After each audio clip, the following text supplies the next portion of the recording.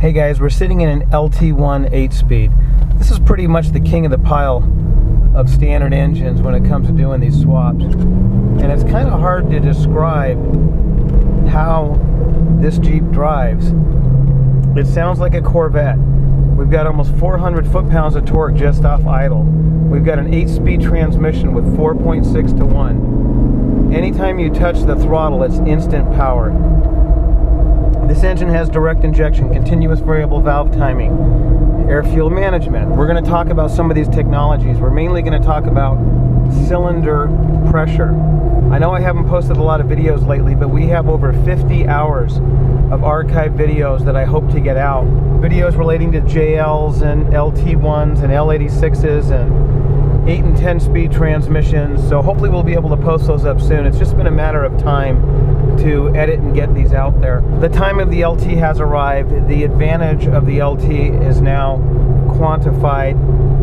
We've been doing the LT swaps now for almost 2 years. The rest of the market is finally getting into it. We are supporting tap shift, cruise control, single module system, full air conditioning control from the GM computer, including idle bump. So with this 8-speed having a 0.6 overdrive, even with these short gears and these 40s, we're cruising along at low RPM and have plenty of power at 60, 70 miles an hour to pass. In fact, we have more than enough power to pass, more power than we need, and that truly is my opinion of the 6.2 LT. Whether it's an L86 or an LT1, it's more power than you need.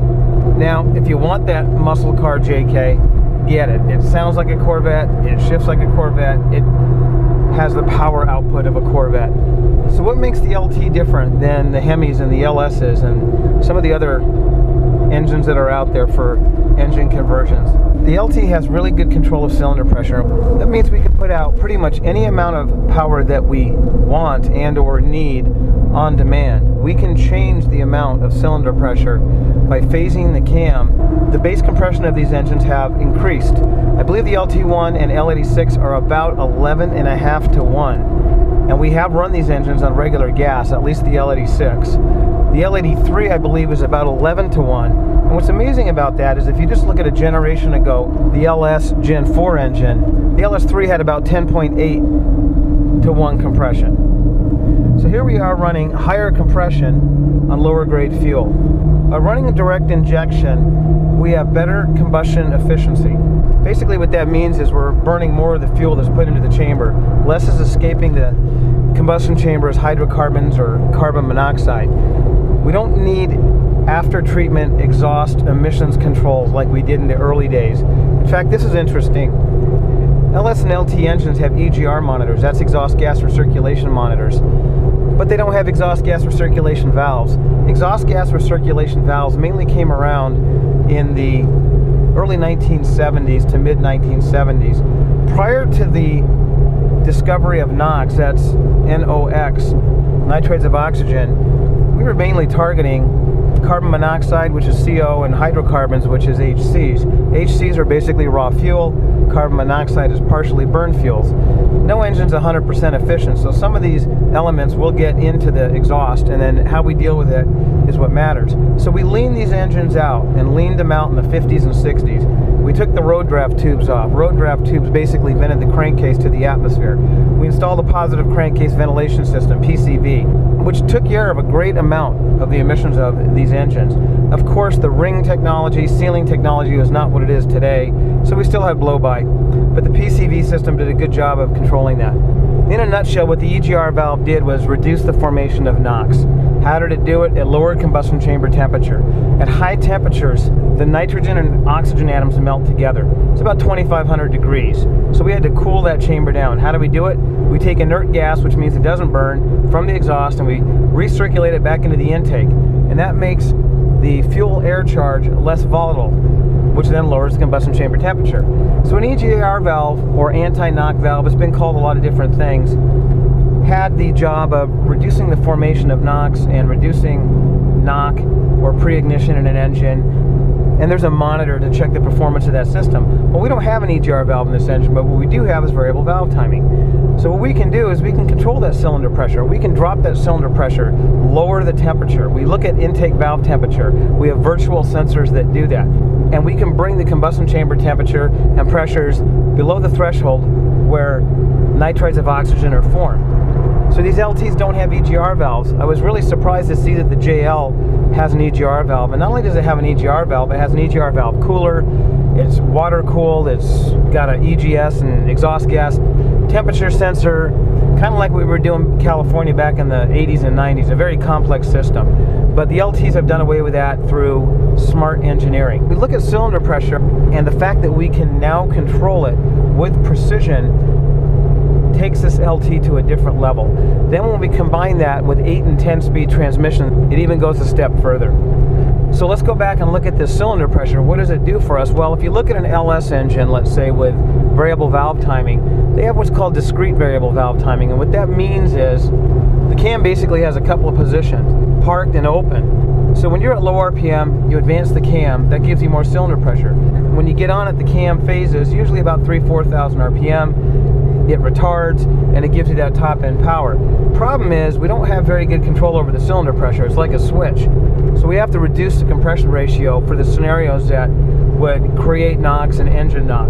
With continuous variable valve timing, which the LTs have, we can control the cylinder pressure with precision. We can put that cam where we want, when we want. And one of the good things about CVVT is the different modes that it now allows us to run in more efficiently, like air fuel management. That's 4-cylinder mode. When you turn into a 4-cylinder with CVVT and direct injection with that combustion deficiency, we can now get the cylinder pressure up as a V4 and stay in 4-cylinder mode longer than we could with the LS. We can control emissions, we can control power output. The power output of these LTs is amazing. The amount of torque that you have off the line is unsurpassed in the gas motors that I've worked with. It rivals some of these diesel engines.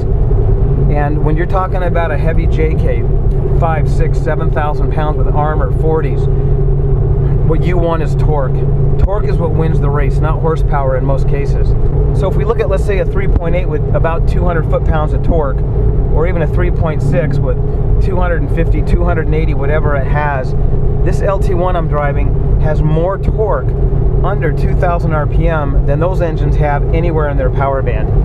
It really is amazing. Then when you get on the highway and you put this 8-speed into the second overdrive, you're cruising along at low RPM, a lot of the time in a 4-cylinder mode, which results in better gas mileage. So the next thing we should talk about is drivability.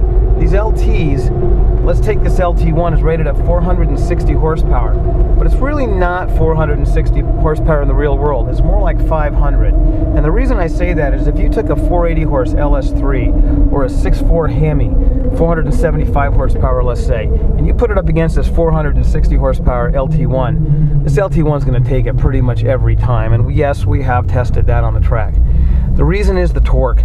Right off idle, we're putting out tremendous torque. These other engines aren't putting that torque out until higher RPMs, 3, 4, 5,000 RPM. Since this LT is putting that torque out right off idle, the vehicle is moving. You're not waiting for the engine to get up into its power band. And then when the thing hits the next shift and the RPMs come down, you have that torque available to you. You're not waiting for the engine to get into its power band.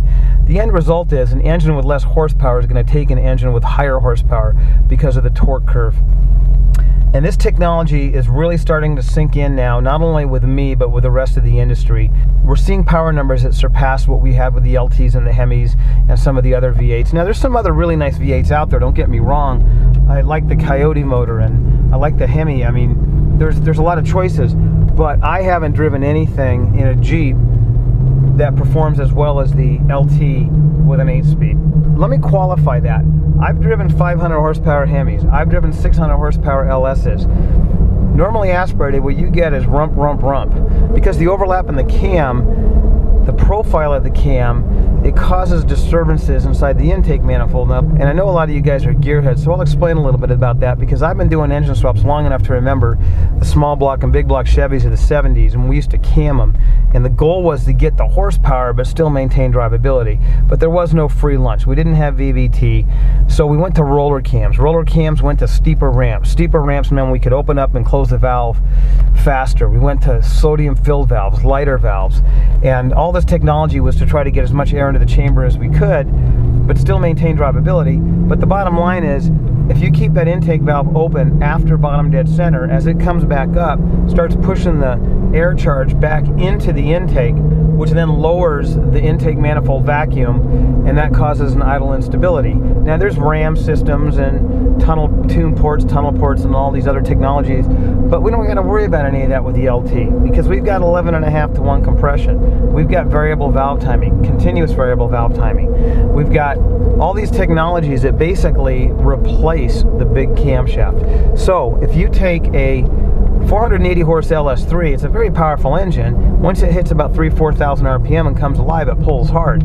But this LT1's pulling hard right off the line. Now this LT1 is not going to rev out like a tunnel ram injected cammed engine. But for an engine that can idle at 500 RPM, crawl through Moab or the Rubicon, it's simply amazing that this engine can compete with the 500 horsepower crate engines, and your wife could drive it to the store in complete comfort. This is where we're going. It's not only the 6.2, I do believe this 5.3 LT is going to become the engine of choice for most of you. The reason is, it has enough horsepower. The 6.2 probably has more than you need. The 5.3 is being made by the millions. GM is cranking them out in new production in all their SUVs, trucks. The price has dropped dramatically. Again, when we started playing with these LTs a couple of years ago, we were paying $4,000, $5,000, $6,000 for 5.3 lift outs. We were paying $7,000, $8,000, $10,000 for 6.2 lift outs, and we're still paying a lot of money. I will say that the 6.2 LT1 has come down in price dramatically in the last year. GM Performance is selling the engine now. I don't know what the current price is, but it's dropping, as is the price of the 5.3s. You can pick up L83 5.3s now for a very reasonable price. Not much more than the Gen 4 engine, and in some cases less. And the 5.3 LT, we've got one in our JL. We've done about 6 or 8, maybe 10 builds with them now, and they have enough power, even for a heavy JK. Because of all the technologies we just talked about, having that cylinder pressure means we can now rival the 6.0 LS and keep that heavy JK going up the hill without downshifting the transmission. You can run a 6-speed in the LTs. You can run an 8-speed in the LTs, and soon you're going to be able to run the 10-speed. Do we need a 10-speed? I don't know. I'll reserve judgment on that, just like I reserve judgment on the 8-speed. And I will say that learning to live with the 8-speed, or at least learning to build these Jeeps with the 8-speed, was somewhat of a challenge, because in 14 and 15 GM themselves had issues with these 8-speeds running properly and getting all the technology melded together. And what I mean by that is, when you take the cam phasing and the high compression and the RPM match shifting and the pulse width modulated torque converter clutch, all these things have to meld together so that you get the perfect shift. And that was just simply difficult, and it took some time to sort that out. But by 16, 17, these transmissions are shifting awesome now. So I am not only a big fan of the LT, I'm telling you that the LT is going to obsolete everything that came before it. If you want to be future-proof, you're going to need to use an LT in the near future.